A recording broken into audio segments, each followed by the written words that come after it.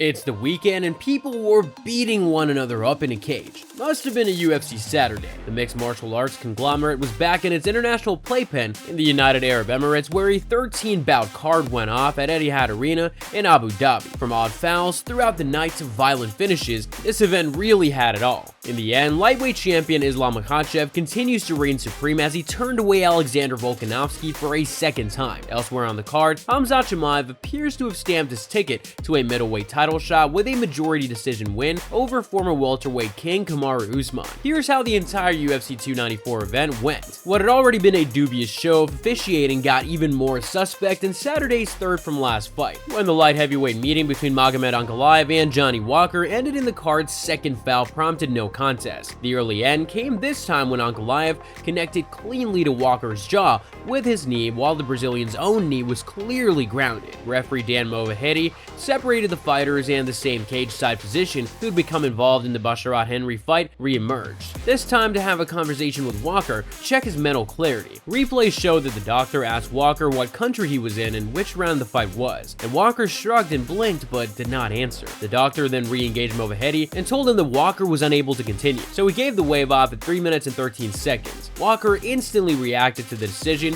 and shoved the ref while motioning Ankalaev to resume the fight. He continued to flex towards security and even his own corner team until Dana White himself came into the cage to settle matters and signal for the official decision. Neither fighter remained in the cage long enough to do a post-fight interview. It's step-up time for Ikram Aliskerov. The 30-year-old Russian middleweight has now fought 3 times under the UFC banner, twice in the octagon and once on Dana White's Contender Series, and no opponent has been able to take him beyond the halfway point of the initial round. So, in the immediate aftermath of Aliskerov's latest blowout, a strike led to TKO of Wardley Alves in just 2 minutes and 7 seconds. No less than Cormier made the call out for him. Though Alves had won 8 of the 13 bouts under the UFC banner since 2014, he was no match for his less tenured foe, nearly falling to the mat after taking a left jab, then reeling from a jumping knee along the fence. That blow left him rattled, and a subsequent dozen or so punches drew an intervention from Bosaki. It's official, Islam Makhachev is a championship-level talent. Still just 23 and among the youngest fighters on the UFC roster, the Russian-born flyweight staked his claim to spike ranking status with a comprehensive smothering of 10th-ranked 125-pounder Tim Elliott in Saturday's prelim feature fight. The fight ended when Makhachev isolated Elliott's left arm and pushed his way into a head and arm choke that drew the veteran's tap-out surrender at 3 minutes and 3 seconds of round 3. But across 13 minutes before the finish, the combatants provided enough high-end mat wrestling to leave Cormier lightheaded. Indeed, though he was faced with an opponent in Elliott whose first takedown established a career flyweight record at 60, Makhachev seemed right at home on the mat. He patiently outlasted Elliott's repeated tries for guillotine submissions in the early going, and deftly worked his way out of a jam in the third by sliding to his left and swooping Elliott for a quick slam that ultimately led to the position that ended with the choke finish. It was his 11th straight win as a pro and 5th in the UFC, with 4 by submission, and in the aftermath, Makhachev made a call for 5th-ranked contender Kai Kara-France. Nurmagomedov needed just one small mistake from Gafurov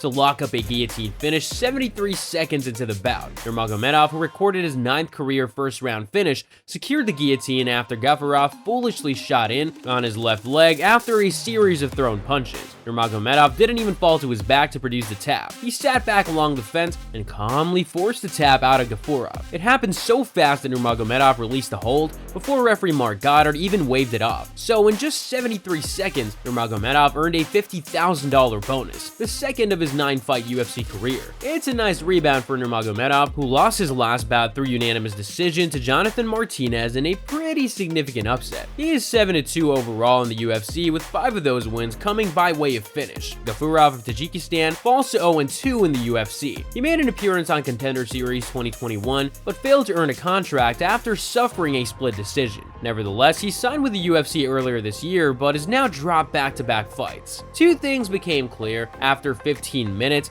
of co-main event competition. For those who thought Leon Edwards had beaten the championship medal out of former welterweight champion Kamaru Usman, you were wrong. And for those who believe Khamzat Chimaev was ready to take a step towards his own title challenge at middleweight, you were right. The short-notice rivals are still ranked in the top 5 at 170 pounds, but their clash came together at 185, and even though it arrived with less than 2 weeks' notice, it delivered in drama. Chimaev scored a takedown in the fight's first minute and looked ready to smother his smaller, less prepared foe low on the mat while racking up control time and chasing submissions, but Usman survived the session and held his own in the second while fighting nearly all the round in a stand-up position. The Nigerian moved forward and did well when initiating exchanges in the third before Chimaev landed another key takedown and spent most of the final round's second half in control on the mat. In the end, it was enough for a pair of 29-27 scorecards thanks to 10-8 scores in the first. That overruled a 28-28 calculation and gave Chimaev the win by majority decision. It was his 7th straight win in the UFC and propelled him into what's expected to be a shot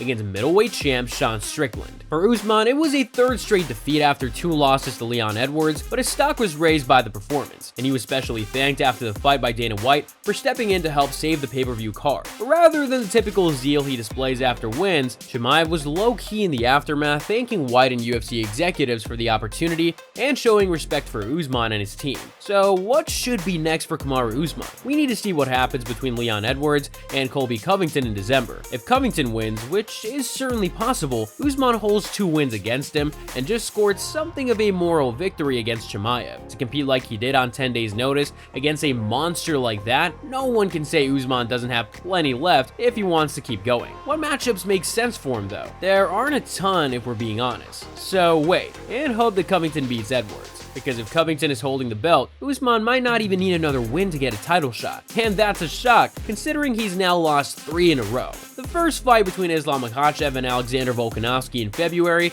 was a classic 5-round affair that saw both men enjoy a lot of success. In February, Islam Makhachev barely held on to his UFC lightweight championship when he was pushed to the brink and hurt by late featherweight champion Alexander Volkanovski. The pair rematched in the main event on Saturday's UFC 294, and Makhachev made a big statement with a first-round knockout win to retain his title. Volkanovski stepped in on late notice after Makhachev's original opponent, Charles Oliveira, was forced out of the bout due to injury. Taking the fight on less than 10 days' notice was a big risk by Volkanovski to get a fight he'd wanted since Makhachev had his hand raised in their first meeting. The second meeting at UFC 294 on Saturday inside Etihad Arena belonged solely to Makhachev. Makhachev defended his 155-pound lightweight championship in emphatic fashion as he knocked out featherweight champion Volkanovski with a left head kick at 3 minutes and 6 seconds of the opening round. It is Makhachev's 13th consecutive win, which ties him for 3rd all-time in UFC history. It marked the first time Volkanovski has been finished in a fight since his 4th fight back in 2013. Makhachev made it clear that he does not pick opponents and had no plans to call for his next challenger, instead telling UFC President Dana White and the matchmakers to give me someone. Now, Makhachev ends the pound-for-pound debate, so what's next? There's no longer room for any doubt. Islam Makhachev is the best pound-for-pound fighter in the world. On Saturday at UFC 294, Makhachev didn't just beat Alexander Volkanovski to defend his UFC lightweight title. He stopped Volkanovski, the featherweight champ, with authority. A left kick upside the head that sent Volkanovski crashing to the canvas. Volkanovski had not been finished for 10 years, going back to his 4th career fight. There is a caveat here. Of course, Volkanovski came in on 11 days' notice. Makhachev was already preparing to fight in Abu Dhabi against Charles Oliveira until Oliveira got a cut in training and was forced to withdraw. Was this the best version of Volkanovski? Of course not, but you cannot discredit Makhachev, who was training to compete against a completely different style. Oliveira is a tall, lanky Brazilian jiu-jitsu fighter who is dangerous with his Muay Thai. Volkanovski is a short, stocky all-rounder. Furthermore, Makhachev already beat Volkanovski back in February at UFC 284, with a full camp for both. There's no asterisk on that one. If you have Makhachev and Volkanovski at numbers 1 and 2 pound for pound, as many do, Makhachev is now 2-0 in that series. It's hard not to say that the fighter from Dagestan is tops in the world right now. The John Jones conversation is a different one, looking at him specifically as the current heavyweight champion. Jones has never truly lost in the octagon, and his resume is better than anyone else's in the history of the sport. There's no doubt, and no one's really even close. But right now, it's hard to say what he's doing is more impressive than Makhachev. If Jones goes out and steamrolls Stipe Miocic at UFC 295, we can revisit that conversation. But what about the man who helped Makhachev get ready for this fight? Could he surpass the achievements of his dear friend and coach, Khabib Nurmagomedov? Makhachev has 14 wins in the UFC, which is now 1 more than Nurmagomedov had. Further comparing, Nurmagomedov had 3 lightweight title defenses. This was only Makhachev's 2nd. And then of course, there is the fact that Nurmagomedov never lost and retired undefeated. Makhachev tied Nurmagomedov's 13-fight UFC winning streak on Saturday. That's the 3rd longest mark mark in the history of the promotion. Only Anderson Silva and Kamaru Usman have had more. With another few wins, Makhachev will need to start being put in the conversation, not only with Nurmagomedov, but among the greatest of all time. But right now, yeah, he's best in the world. And that'll be the end of UFC 294. However, we will be extensively covering all things UFC, so keep a tab on our channel and stay updated with the world of UFC.